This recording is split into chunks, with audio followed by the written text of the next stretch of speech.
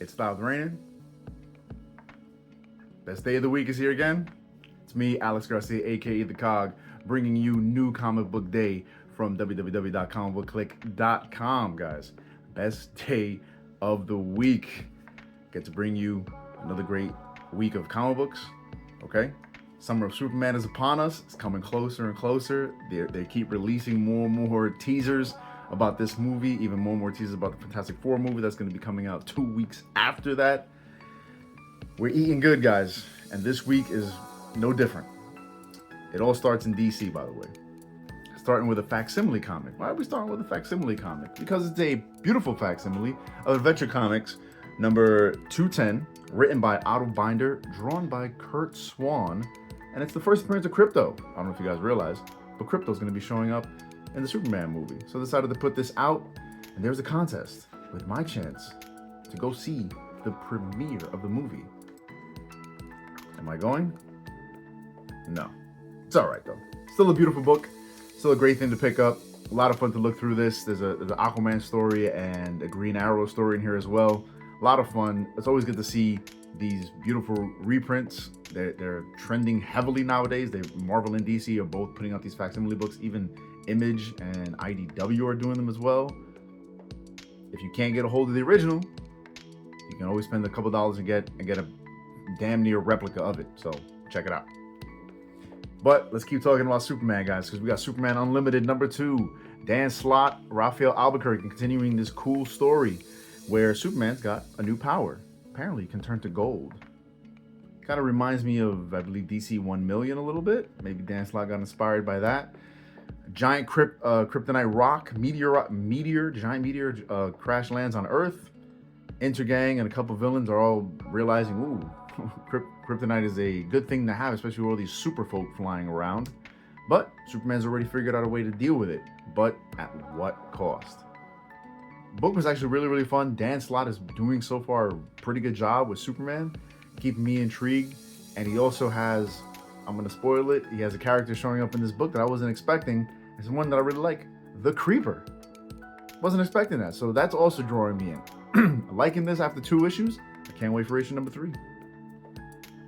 Let's jump over to Marvel, where we got X-Men number 18 by Jed MacKay, and Mr. Laiso's back on guest arting. We don't have Ryan Stegman, but this continues the fun story about these 3K mutants that we now know are being led by Cassandra Nova, right? And they're after this little mutant girl who has these weird powers. We find out why exactly Cassandra Nova is really intrigued with this mutant, and if you know anything about Cassandra Nova, it kind of gives you an idea of why she's intrigued with her. A lot of action. Story really unfolds here. And where's it going to go? We don't know. I don't want to spoil anymore, but again, I've been saying this for weeks. X-Men, Uncanny X-Men, X-Men, Uncanny X-Men. Springs back in this court. However, I do miss Stegman. Can't wait to see him back on this, because this cover alone, beautiful. Thank you. Let's jump over to Amazing Spider-Man number 6. Joe Kelly, friend of the show, with John Romita Jr. I love you, John Romita Jr. You've had some of the best artistic runs on Spider-Man, The Incredible Hulk, Punisher, even some DC work with Superman. But following up Pepe Larraz is no easy task. Mark Bagley is, for me, my Spider-Man artist. I've always loved the man to death because of what he did for Spider-Man. However, he's missed a beat. His recent run on Spectacular Spider-Man, he's showing his age. I can't draw a stick figure, so I'm not going to critique it like that. I get it.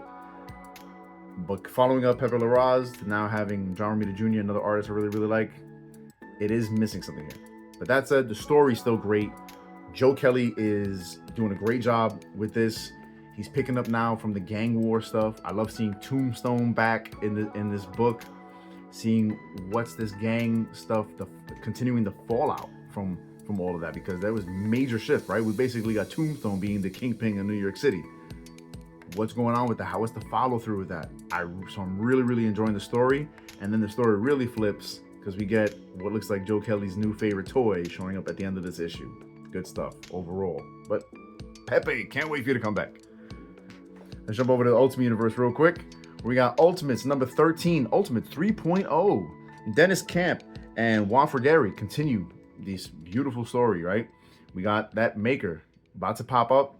The Ultimates and Tony Stark, they're really waiting on it. And what's Tony doing? He's thinking about the next evolution of this Ultimates team. Who's he recruiting now? What team members does he know are going to be able to do the most damage and help the most against the Maker? This issue, he sends out the major call. But in sending out the major call, it seems like we're also realizing we got a traitor amongst us. But superhero books, right? Good stuff. Dennis Camp, you're killing it. Thank you so much. Jed McKay, though. Moon Knight, number 9. You and Alessandro, we got Pramanik back on this book. Woof. My apologies. This book continues to just cook, guys. It's so good. I thought Alessandro Capuccio was still on it. I'm not. It's Mr. Pramanik. That's how good they are at shifting while still maintaining the tone of the story. Jed, you're still doing a great job with this.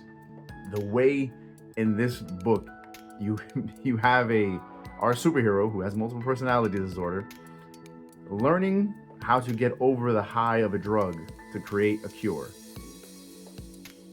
Psychedelic issue, such a mind trip to what he's willing to go through to win at all stakes, especially against, now that if you guys have been keeping track, this guy's been a thorn in his side, and now Moon Knight knows how to come at him. And you know how Moon Knight is. Blood and bones are gonna be shed and broken. Don't miss this issue. Let's tone it down a little bit now. Let's tone it down, right? We got Jeff the Landshark, guys. Jeff the Landshark. I picked this book up primarily. Look at that beautiful art germ cover, right? Who doesn't love Jeff the Landshark? It's adorable. It's a Garfield the cat meets Jaws. It's beautiful. In this, I flipped through it, I read it. He turns out Jeff's got some sort of shadow side to him, or a shadow creature that he now has to work with to solve some kind of Marvel Rivals related problem. Sure. If number 2 also has another gorgeous art germ cover, I'm there for it. But for now, I just wanted to be here for this art germ cover. So thank you for that. Speaking of covers, though, I also picked up this book because of the cover, mostly for my little guy Lucas. He's gonna love it when he sees it. I picked up Avengers number 27, which ties into the One World Under Doom. Jed, everything I said that was great about what you do for Moon Knight, Avengers shows how much editorial control is on you, especially with having to deal with a crossover event. Please tell me I'm wrong. Somebody let me know that I should be following the Avengers, because I'm not. But I followed it for this because of this beautiful Phineas and Ferb cover with my man Perry the Platypus. My son loves the cartoon. I love watching it with him, so I knew he'd be stoked to see this. So I got it for him. Look at that cover. Look at it. We got Perry the Platypus being Nick Fury. Love it. Can't wait for more of these covers by Marvel, by the way. And let's jump over to the Energon universe. We got G.I. Joe number 8 by Joshua Williamson and Andrea Milana doing the guest art again, where we have the Baroness doing a little vacation. Are we gonna ever get the Baroness that we all know and love from the original Cobra days, the original G.I. Joe days? Or is this the new status quo? A lot of fun in this book, guys. We see that, hey, with these G.I. Joe people, adventure follows, right? And also, I love seeing that we're continuing to build on Clutch and Hound's relationship in these pages, because now we see that his Jeep this whole time was actually the Transformer Hound. The Energon universe just continues to build and build. I'm not looking forward to it ending. We know Daniel Warren Johnson's almost done with Transformers. Oh, maybe Josh Williamson's just gonna pick it up, and he'll be the anchor for the entire universe. Really looking forward to seeing where this is going. This issue is great, even though it was a little bit of a detour, kind of like the previous issue, but more and more of that world building. Great stuff. Don't miss out. And guys, I want to talk to you about a little anniversary that Marvel's doing, right? You know, years ago, Marvel put out these books, right? Origins, Bring On the Bad Guys, where Origins was reprints of all the classic Marvel heroes' origin books. They also put out a book called Bring On the Bad Guys, which I don't have. I think I have. Couldn't find it. And Marvel, because it's the anniversary of that, has started this little event. We got the Bring On the Bad Guys Doom number 1, where it's going to go through every issue as a one shot. with this interconnected story of these villains planning some massive villainous scheme. Mark Guggenheim with Stefano Raffaelli on the art. The art is gorgeous. Mark Guggenheim is conducting a pretty good story here. I had low expectations for this. I picked it up. It's actually pretty good. I'm going to check out the next issue, see where it goes, and I'm enjoying it so far. This nefarious scheme by these villains to see how they're all going to come together and probably eventually betray one another, which is always the fun part about villains. So if you're looking for something that's a little out of continuity, doesn't have to deal with if you want some Doom, but that doesn't have to deal with one world under Doom, check out this issue, guys. And last but not least, if this is just one of those weeks where you just can't afford anything, but you want to just walk into the store and get something, you can. Marvel put out another Marvel must-haves with 3 fantastic issues. This is probably the best Marvel must-have so far. This one has an issue from Jonathan Hickman's Fantastic Four run, which if you read that issue, you're going to want to read the entire run. Chef's kiss to that run. Then you also got Wolverine's Revenge by Jonathan Hickman and Greg Capullo, which recently came out, a 5-issue miniseries. You got the first issue in here. And then if you guys have heard us talk about it a little bit, the current Storm run, her own series, has also been fantastic. Probably the best X book on the shelves, arguably. 3 fantastic issues for free. Just walk into your comic shop. Hey, can I get a copy? They should hand it right over to you. If they make you pay for it, go to another comic shop. It's supposed to be free. And that's what I picked up this week, guys. Great week. Some things are still in the air because of Diamond Distribution, so I was supposed to find a couple more issues, but I gotta wait on them. Still waiting for my Gargoyles Demona #1. It'll be here soon enough, but in the meantime, we got plenty to eat, and we want to just give you more and more, guys. Check us out on our Facebook, check us out on our Instagram, on our X, our Twitter, right? And now we have Mr. Aaron Glazer, Post Glazer himself, doing Snap Judgments, talking about Marvel Snap, the Marvel Snap game, mobile game that has taken the world by storm. So many people love it. Check out the new video on our YouTube if you want to get into the game, if you want to check out some of the lore of the game and strategy of the game. Aaron does a fantastic job with his videos. We look forward to those coming out on a regular basis. So check us out, guys. Like, share, subscribe, comment. Let us know what you want to see. Let me know how wrong I was about my picks or how right I was about my picks.